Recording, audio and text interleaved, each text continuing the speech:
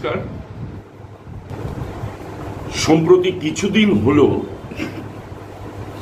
লক্ষ্য করা যাচ্ছে আমাদের এই কুচবিহার জেলার দিনহাটা মহকুমার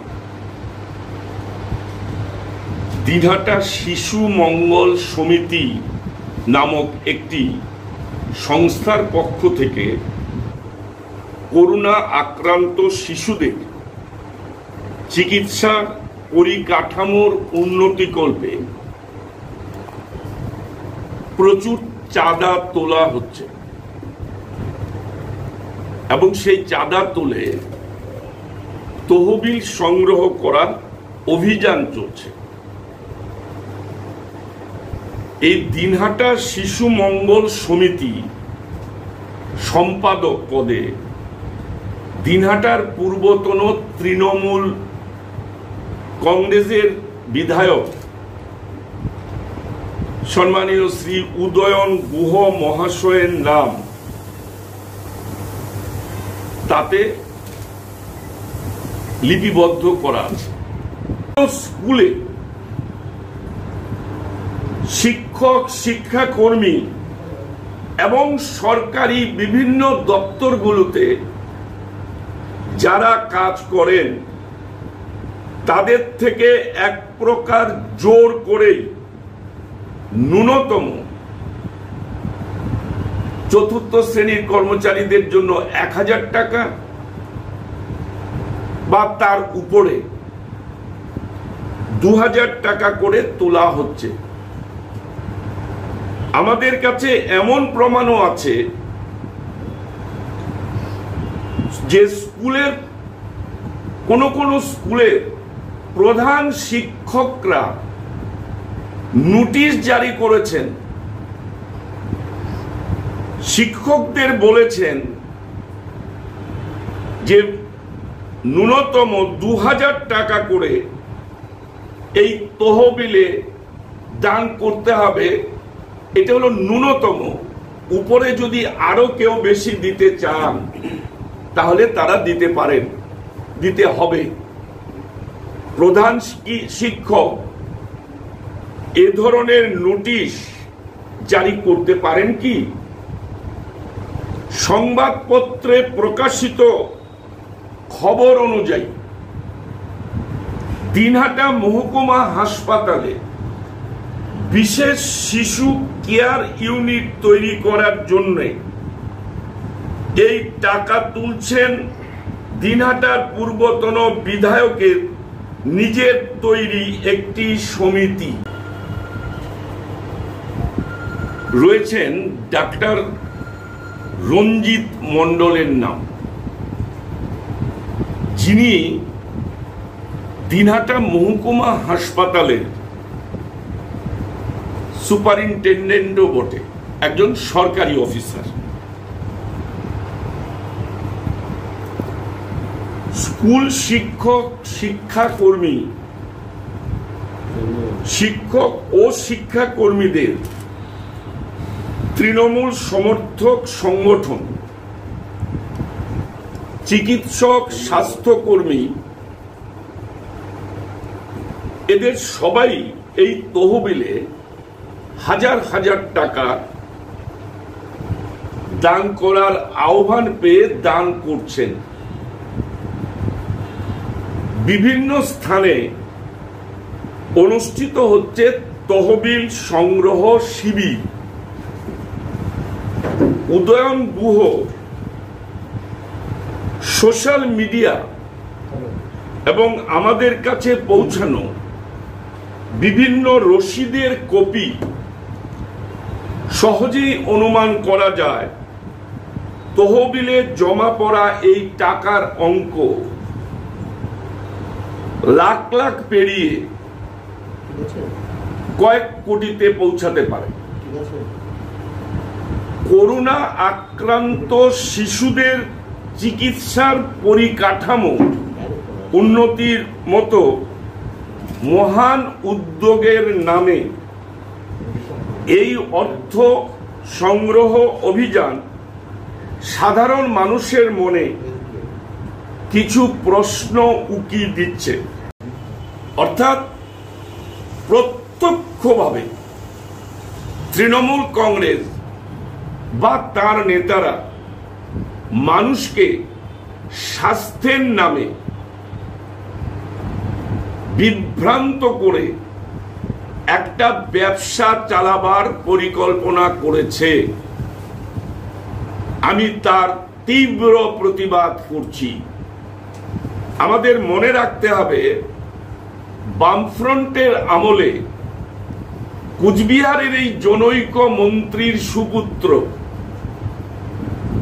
পশ্চিমবঙ্গ বীজ নিগমের সাথে ব্যবসা করতে গিয়ে ভেজাল বীজ রাজ্য সরকারকে সাপ্লাই দেওয়ার পর পশ্চিম বাংলায় ওই বীজে কোনো ফলন না হওয়াতে বাংলার চাষিরা খেতে আগুন দিয়ে সেই ফসল পুড়িয়ে দিয়েছিলেন।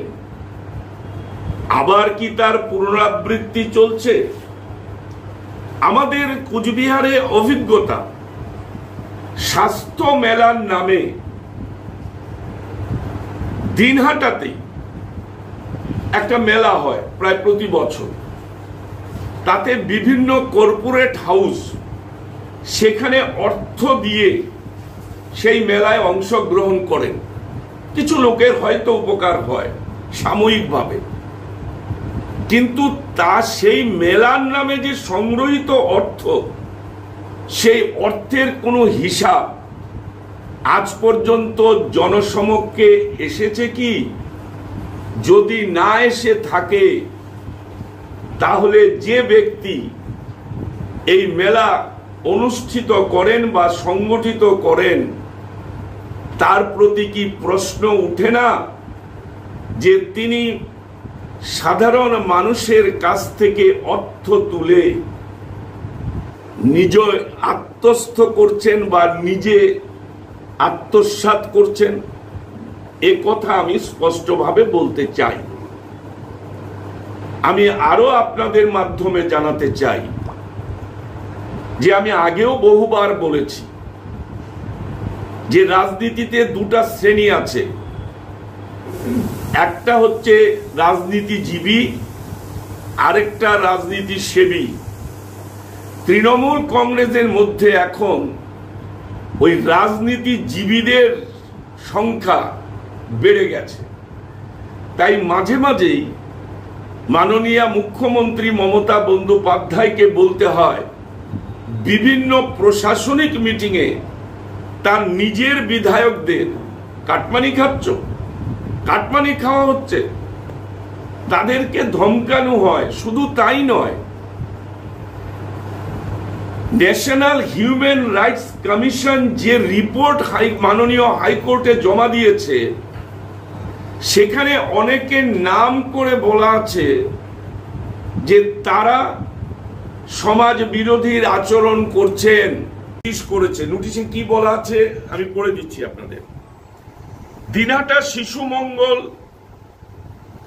ও দিনহাটা শিশু মঙ্গল সমিতির উদ্যোগে দিনহাটা হাসপাতালে শিশু সুরক্ষার একটা ইউনিট স্থাপিত হবে। তদুপলক্ষে কর্মরত শিক্ষক শিক্ষা কর্মীদের চাঁদা ধার্য হয়েছে কমপক্ষে 2000 টাকা, ঊর্ধ্ব সীমা নেই। জুলাইয়ের প্রথম সপ্তাহে জমা দেওয়ার কথা বলা হচ্ছে। এই যে এখানে দেখেন পরিষ্কার করে লেখা আছে। আমি স্কুলের নামটা দেব না, তার কারণ তারা এই তৃণমূল হারমাদদের দ্বারা আক্রান্ত হতে পারে।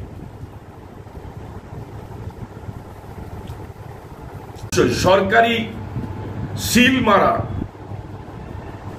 ব্যক্তিদের নিয়ে যদি মিটিং করা হয়, তাহলে তো সেটা জোর করেই তোলার সমসাময়িকই হবে, সমানই হবে। আমি তা আমার কাছে শুধু আমার মুখের কথা নয়, আমার কাছে যথেষ্ট প্রমাণ আছে। এই যে দেখুন রশিদ,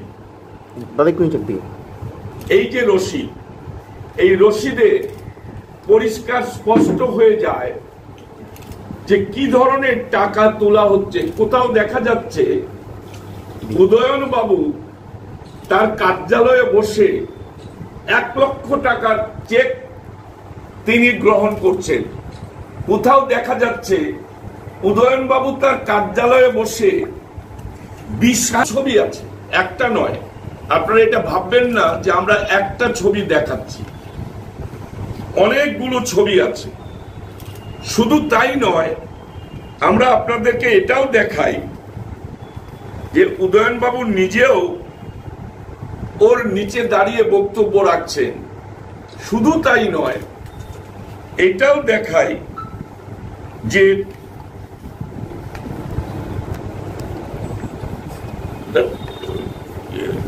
স্বাস্থ্য সুপারিনটেন্ডেন্টের ছবি।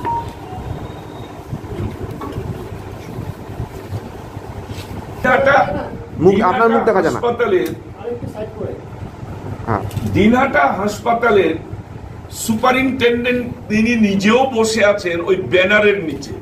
এটা কি করে সম্ভব?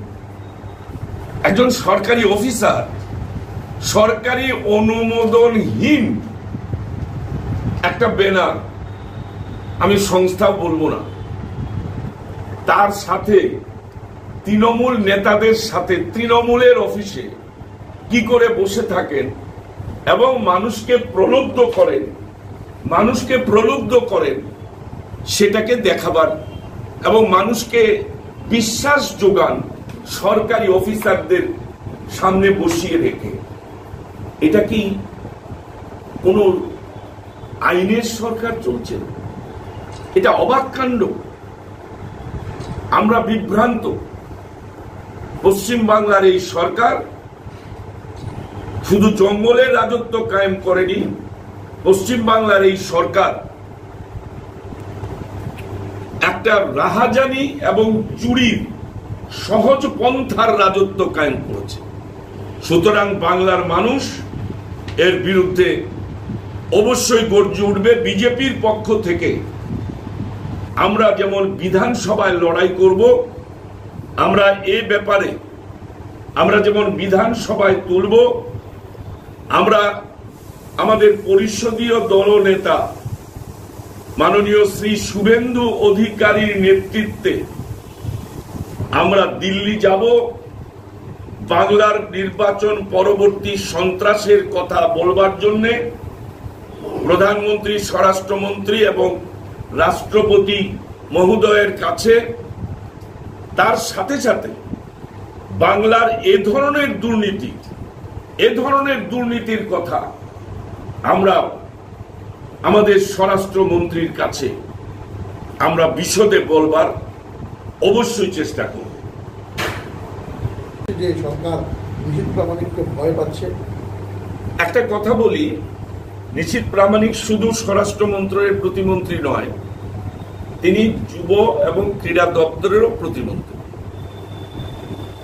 আমার মনে হয় আমাদের উত্তর বাংলা বিভিন্ন বৈদেশিক রাষ্ট্রের বিভিন্ন বর্ডার দিয়ে ঘেরা।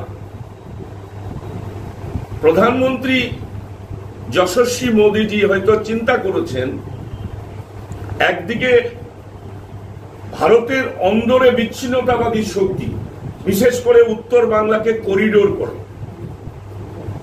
আরেকদিকে বৈদেশিক শক্তি যারা ভারতকে টুকরো টুকরো করতে চায়, তাদের আশ্রয়স্থান হয়ে গেছে বামফ্রন্ট আমল থেকে তৃণমূলের আমলে এই উত্তর বাংলা সহ পশ্চিম বাংলা। সুতরাং এই যে corridor, Bhutan, Bangladesh, Nepal, even China, এর যে বর্ডারের যে করিডোর উত্তর বাংলা, সেই উত্তর বাংলা থেকে একজন স্বরাষ্ট্রমন্ত্রী বা স্টেট মিনিস্টার দেওয়ার অর্থ হচ্ছে যে কেন্দ্রীয় সরকার রাষ্ট্রীয় সুরক্ষার ক্ষেত্রে অত্যন্ত গভীরভাবে চিন্তা করছেন বলেই উত্তর বাংলা থেকে, বিশেষ করে কুচবিহার জেলার থেকে স্বরাষ্ট্র দপ্তরের মতো গুরুত্বপূর্ণ দপ্তরে একজন রাষ্ট্রমন্ত্রী দিয়েছেন। এটা তো আমাদের গর্বের ব্যাপার। এবং আমাদের এটা আরেকটা কথা বলি আমাদের জীবন সম্পত্তি এবং আমাদের সার্বভৌমত্ব রক্ষার ক্ষেত্রে আমরা আরো বেশি উত্তর বাংলার মানুষ সমৃদ্ধ হলাম, শক্তিশালী হলাম বলে আমি মনে করি। দুর্ভাগ্যজনকভাবে লক্ষ্য করছি যে আমরা উত্তর বাংলার মানুষ হিসাবে গর্ব অনুভব করতে পারবার যে কারণ কেন্দ্রীয় সরকারের যশস্বী প্রধানমন্ত্রী উত্তর বাংলার মানুষকে দিয়েছেন। আমাদের উত্তরবঙ্গ থেকে 2 জন কেন্দ্রে মন্ত্রী মনোনীত করেছেন, যা আমাদের উত্তর বাংলার স্বাধীনতার পর থেকে পিছিয়ে পড়া এবং অবহেলিত উত্তর বাংলার জন্য একটা গর্বের ব্যাপার। সেই গর্বকে ভুলুণ্ঠিত করবার জন্য বিরোধী দলের পক্ষ থেকে একটা চক্রান্ত চলছে বিজেপির বিরুদ্ধে। আমরা সম্প্রতি দেখলাম কংগ্রেসের একজন নেতা আসামে, তিনি বলেছেন যে আমাদের কুচবিহারের সুসন্তান, কৃতি সন্তান শ্রী নিশীথ প্রামাণিক, তিনি নাকি বাংলাদেশের নাগরিক। এই নিয়ে প্রশ্ন তুলেছেন। কিসের ভিত্তিতে? তিনি তার চিঠিতে লিখেছেন সংবাদপত্রের ভিত্তিতে। সংবাদপত্রটা কি সেটা আপনাদের আগে দেখিয়ে নিই। এই সংবাদপত্রটা হচ্ছে তার চিঠি এবং বক্তব্যের ভিত্তি। আচ্ছা, সংবাদপত্রে কি লেখা আছে এখানে দেখুন। পলাশবাড়ির প্রত্যন্ত পল্লীর বাসিন্দার বংশোদ্ভূত নিশীথ। পলাশবাড়ির প্রত্যন্ত পল্লীর বাসিন্দার বংশোদ্ভূত নিশীথ। এর অর্থ কি এই দাঁড়ায় যে তিনি বাংলাদেশের নাগরিক? আমি অবাক হচ্ছি যে ভারতীয় জাতীয় কংগ্রেসের মতো একটা দল, তারা কি বাংলাও বোঝেন না? হ্যাঁ, ভারতের বহু বংশোদ্ভূত মানুষ আমেরিকায় বিভিন্ন বড় পদে, লন্ডনে বিভিন্ন বড় পদে, ভারতের বংশোদ্ভূত কুচবিহারের রাজকুমার রানী এলিজাবেথের দপ্তরে একজন এডিসি ছিলেন। তো ভারতের বংশোদ্ভূত হয়ে যদি ইংল্যান্ডে থাকতে পারে, আমেরিকায় থাকতে পারে, তো নিশীথের পূর্বপুরুষ তারা রংপুর, অবিভক্ত তখন রংপুর, ভারতের স্বাধীনতার আগে সেই রংপুরে তার ঠাকুরদাদা, তার বাবা তাদের বাসস্থান ছিল। এবং পরবর্তী সময়ে বাংলা ভাগের পর আমরা কেউ বা রংপুর থেকে, কেউ বা দিনাজপুর থেকে, যেটা দিনাজপুর অবিভক্ত ছিল এখন বিভক্ত হয়ে গেছে, আগে ছিল ওইদিকে বাংলাদেশের দিনাজপুর, এইদিকে পশ্চিম দিনাজপুর। আমাদের রংপুরের যেমন ওই পাশটায় যেমন রংপুর, এই পাশটায় কুচবিহারের একটা বৃহৎ অংশ।